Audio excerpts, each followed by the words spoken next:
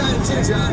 I'm excited to be back because tonight I'm proud to announce that after a 17-day shutdown, I am reopening The Late Show. Yeah. I held my ground. Because I kept my promise and built a wall of mashed potatoes around my midsection over the Christmas holidays. The government shutdown, however, still going strong. Day 17. Remember, right before the holidays, the Senate passed a bill to keep the government open. And even though it did not fund his border wall, the president indicated, he said, I'll sign it. Until he saw this stuff.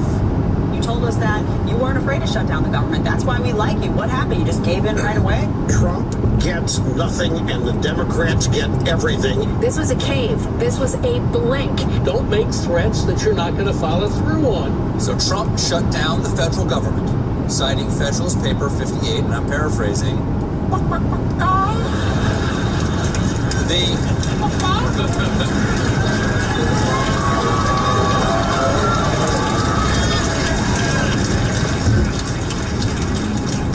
The Democrats, on their side, they just want a blowout in the midterms. And they did it by promising not to fund Trump's $5 billion wall. So they said, no $5 billion for you.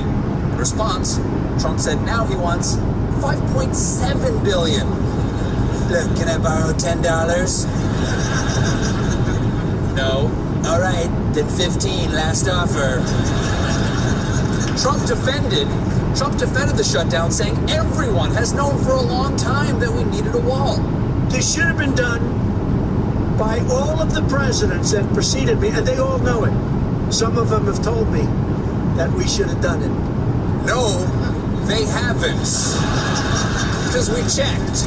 Of the 4 living ex-presidents, Obama, George W. Bush, and Clinton all denied it. Even Jimmy Carter said, I have not discussed the border wall with President Trump and do not support him on the issue. So, Carter,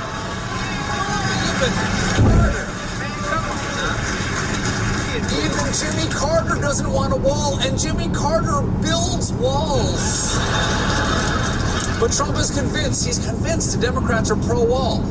President Obama recently built a wall around his compound. There's a reason for it, and I don't blame him. I don't blame him either. And I don't have to because there is no such wall. Okay, there may not be walls around Obama's house, but his house does have walls. If Obama were not such a hypocrite, he'd be living in a gazebo. Trump sounds like a slur. Coming out of his mouth, that sounds like a slur. A gazebo. Now, Trump reached back into history to prove why walls work, tweeting, throughout the ages, some things never get better and never change. Look at me, for instance. I'm horrible and I'm only getting worse. But he went on, you have walls and you have wheels. It was always that way, and it will always be that way. There is no such thing as progress. We've always had walls, we've always had wheels, plowshares made of bronze and bone. In summation, fire good. Trump, fire. Hands of fire. Trump doubled down on his analogy. I said over the weekend to a number of people that, the wheel, the wall, there's some things that never get old. It's never going to change. But it has changed. Technology has advanced beyond the wheel. How do you think we got to the moon? It wasn't in the 69 El Camino. Now, it's a sweet ride, though. It's a sweet ride. A little AstroTurf in the back. Now, it's possible that he's bringing up walls and wheels because he wants to combine the two. That would be exciting. A short mobile wall that could slide back and forth to repel immigrants where it's needed. And I'm being told we have some footage of a prototype. Here's the refugee, and there's the wall. And, rejected him. Yeah, it works. That's a proof of concept. That's a proof of concept. After the vice president met to negotiate with the Democrats over the shutdown, Trump assured us that when he does build his 2,000-mile impenetrable super barrier, you'll hardly even notice it. Mike Pence and group had a productive meeting with the Schumer-Pelosi representatives today. Many details of border security were discussed. We are now planning a steel barrier rather than concrete. It is both stronger and less obtrusive. Oh, thank goodness. Last thing you'd want in a border wall is something obtrusive. That's why they call it the inconspicuous wall of China. But the Democrats...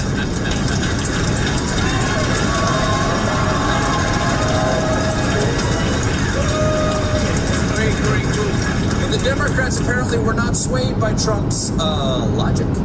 So, over the weekend, he simply tweeted his giant floating head with, "The wall is coming." Forget the wall, just put that on the border. People will run. Turn back, amigo. There's a giant bloated skin bag on the horizon. Get out of there. And let's talk about that catchphrase for a moment. The wall is coming. In Game of Thrones font. I can understand why Trump loves that Game of Thrones wall, because the only walkers who got through were white. Also, I'm sure where that was going. Not sure where that retraction was. Throw white walkers in here now. Also, you can't say the wall is coming. That's mixing up two different things from the series. There's the wall, and there's winter is coming. That's like quoting The Godfather by saying, I'm going to make him an offer he can't cannoli. And now, we're finding that the wall wasn't even Trump's idea. It turns out that during the campaign, in an attempt to get Donald Trump to remember to talk about immigration in his speeches, his staff came up with the wall as a memory trick for an undisciplined candidate. Your memory trick is just wall? It doesn't even rhyme. They could have said, keep him out with lots of grout. Or border control, dig a hole. We're gonna dig a hole, a big, beautiful border hole. When they think of me, they'll think of a hole. I promise you, I'm saying right now, I will go down in history as President A-Hole. That's called self-setup, is what that is.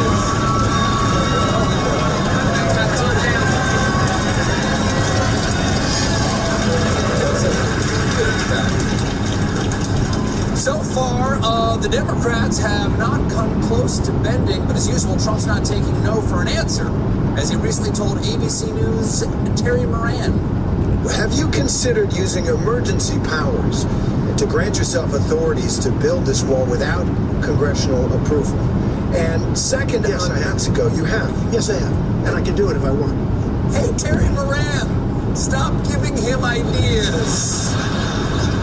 Mr. President, have you considered executing all those that oppose you and then putting their heads on the spikes of the White House fence as a warning to your vassal lords? Oh, you have? Okay, good.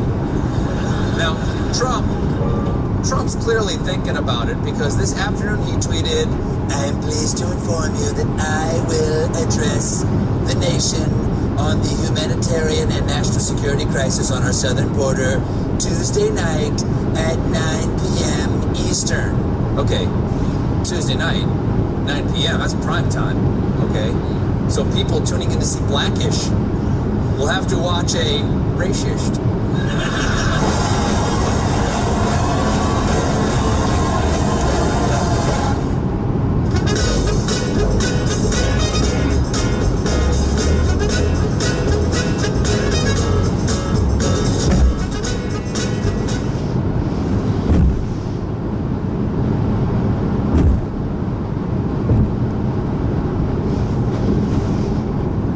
This is a used Mercedes E-Class. If you wanted to buy this Mercedes, you walk into this dealership, fill out paperwork for a loan application, get approved for the loan within minutes, and you'll be in and out of the dealership within a few hours, and you pick up the car within 24 to 48 hours.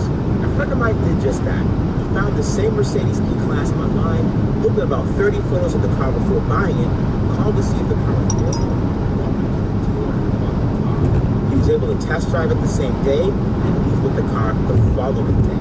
Now, I give Tesla lots of crap. They're a brand new company with lots to learn, and quite frankly, people think I've been too hard on them. I bought a few salvage cars at auction and then complained about Tesla not willing to sell me parts for them. Fair enough. Everyone has their own opinions as to whether or not Tesla should sell parts or allow people to fix their own cars, but that's not what today's discussion is about. I decided I'm going to make things right. I'm going to buy a car directly from Tesla and support the manufacturer that's destined to change the world and has helped make this channel what it is today.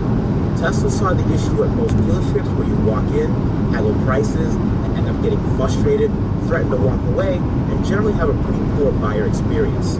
So they designed a program cutting out the middleman, no haggling, direct buy online, saving time, money, and hassle. Today, I'm going to tell you about my Tesla buying experience. Now, at the end of October of 2018, I decided that I wanted to purchase a used Model X. I was dying to see what all the hype was all about. I figured I would try the Model X experience out for a little while before going through all the trouble of building a salvage one. I also wanted to start making custom parts for the Model X, and I needed one to test things on. A salvage one wouldn't do because I needed one with a clean bin so that we can purchase parts directly from Tesla, do things right. I know you're thinking to yourself, but wait, doesn't Tesla sell parts for salvage cars now? Well, sort of, but it's still at their discretion. Now, before I buy something, I always do research. I wanted to see what others were experiencing when buying a used Tesla, and I stumbled upon this post on Tesla Motors Club about a man sharing his experiences buying a certified pre-owned Tesla.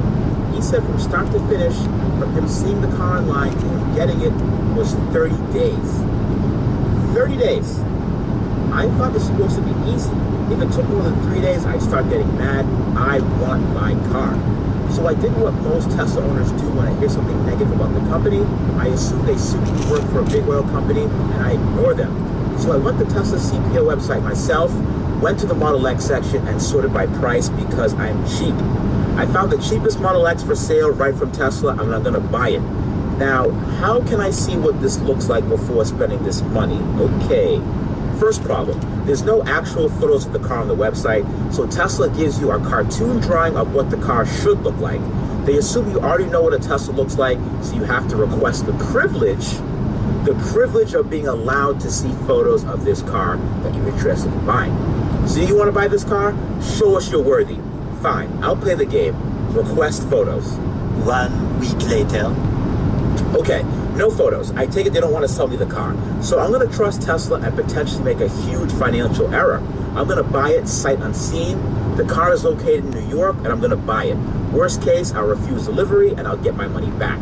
However, Tesla makes it very clear that they want $2,500 non-refundable on a credit card. Tesla makes it very clear that you're not getting your money back multiple times. Non-refundable. Fair enough. On November 3rd of 2018, I put down the $2,500 for a deposit on a car I've never seen before. Let that sink in. I got some communication from Tesla. They sent me an email saying, thanks for buying the car, but you still have more work to do.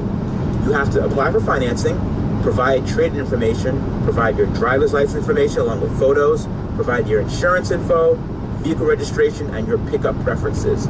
The car will not be delivered until you fill out all of these things. After that email, I got a phone call, and here's where it got interesting. Hi, this is Aiden from Tesla. We wanted to congratulate you on your purchase. I don't know who that was, and I never heard from them ever again. On November 4th, I applied for financing for a vehicle I've never seen before. Let that sink in. Well, I tried to apply for financing. A few of the boxes were grayed out. I sent an email to customer service asking why the boxes were grayed out. They said try using Firefox. Firefox. Who uses Firefox? Anyways, I used Firefox and I got the application submitted the very next day. I got an email saying you're approved. If you agree to be approved, just respond back to this email saying that you agree to be approved. Okay, nothing about the email seemed concerning except for this part that says applications are valid for 30 days. But I didn't care because judging by the way things are going, it doesn't matter. Things are going by super fast and I'll probably have the car within 2 weeks. They said, thanks for agreeing. This is how much money you'll have to pay. Your delivery advisor will reach out to you. I responded with, thanks a bunch, who is my delivery advisor and how do I actually get photos of this mystery vehicle? They responded with, your advisor hasn't been assigned yet, here are the photos of your car, let's chat tonight. That night I had an awesome discussion about the car with Evan, not his real name. Great guy, I told him thank you for the pictures of the Model X, expressed to him that there was some curb rash on literally every single wheel on the SUV, and he apologized and said Tesla wasn't going to do a damn thing about it because Tesla no longer refurbishes used cars that they used to. So I ate my humble pie and said, okay, fair enough, you buy the cheapest Tesla from Tesla, this is what you get. He also said the car could take a few weeks longer. I told him I was a patient man as long as I get the car before Christmas. He said Christmas is a long time away and it's not going to take that long. This conversation was on November 5th of 2018. I applied for insurance for the Model X to my insurance company, and when my agent saw how much money a Model X costs to insure, he spit coffee out of his nose. It's expensive, like really expensive. And I have a clean record, no speeding tickets in the last 5 years, no DUIs, no accidents ever, nothing. But that's for a different day. 2 days later, I get a nice email from someone on Tesla's side. Hi, my name is Katie from Tesla's delivery team. I'll be a point of contact confirming your account details and scheduling pickup. I wanted to finalize a few last-minute details. You will have a Tesla lending. You have no trade-in, and you will pick up the car in Westchester, New York. I responded with, oh, is delivery no longer an option?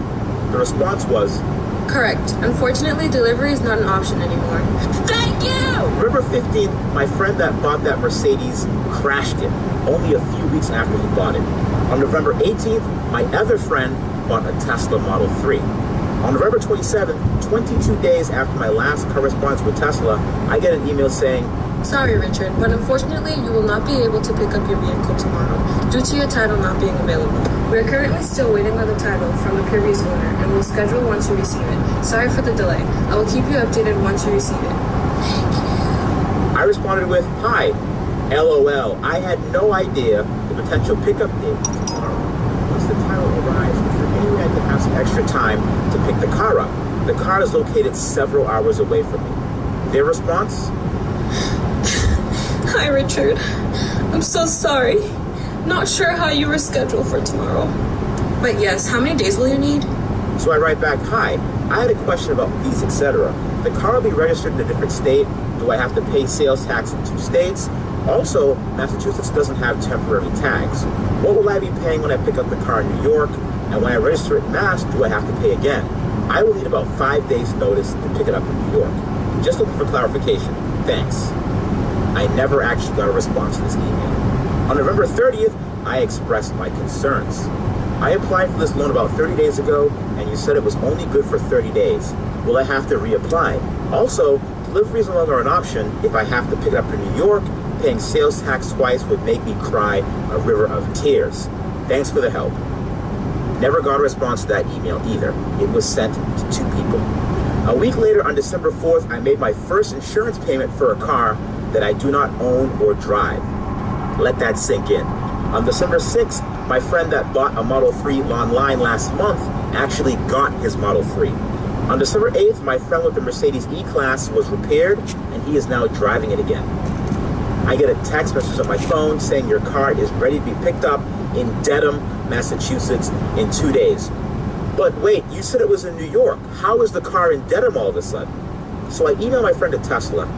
Howdy, I just got a text that the car was ready for delivery tomorrow in Dedham, Massachusetts. Can you confirm this is accurate? I would be really, really sad if I went there and it wasn't ready. Thanks. This is their response. Hi, Richard. Sorry about this. Please disregard the text message that your car is ready for pickup. I still need to check on the status on the title with our DMV team. I will unschedule you on the calendar. Thank. Later that night, I get this phone call. You're a truck driver delivering a Model X. I'm still stuck in New York, so the car won't be ready for pickup. I'm sorry about that there. Yeah. I have no idea who that guy is, how he got my number, but it's been made very clear that the truck is not ready. On December 17th, Tesla was hard at work making the fart app for your Tesla, so you can have your Tesla make fart noise when you press the whoopee cushion, depending on what seat you press.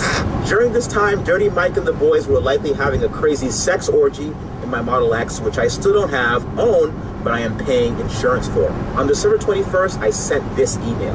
Hey guys, we're nearing the 2-month mark. Never mind Christmas at this point, because I'm certain I won't have it by then. But any chance of getting it Q1 of 2019? Can someone throw me a bone here? Extended service plan, fixing the scratch on the body, anything. I almost feel like buying new, it would have been here by now. Thanks. The very next day, hi Rich, I received a note last night that the title has arrived to Dedham. Can you confirm and schedule delivery? Yes, baby, yes! I even got a text message from my delivery specialist saying you will get that X. It's in Dedham right now. They have the title. This X is yours. So I didn't want to harass her over the weekend via text because I'm not that dude. So on December 24th, after not hearing anything for the last few days, I sent this email. Maybe I'll get it today. Maybe. On December 25th, Christmas Day, I saw a tweet from Tesla showing off all the happy people and their holiday deliveries actually getting brand new cars before I could get my used one, while Dirty Mike and the boys enjoyed themselves in my Model X. And that's the last correspondence I've had with Tesla. No email, no update, no text. Christmas came and went, and I just got an email from my insurance company stating the second payment was due for a car I do not own. Thanks for listening, everyone. This is apparently what I deserve. I could have probably bought a salvage one and fixed it by now. Either way, I still don't have my X. This story does not have a happy ending. I'm not blaming any of the people that I spoke with at Tesla. They have all been very friendly and helpful. It's just that their system is fundamentally broken. Let me know what you guys think in the comments. Is it okay to wait 2 months for a used car? And what would you do if you were in my shoes? Would you cancel? What would you ask Tesla for to make things right? Should I take my money elsewhere and buy a Jaguar I-Pace?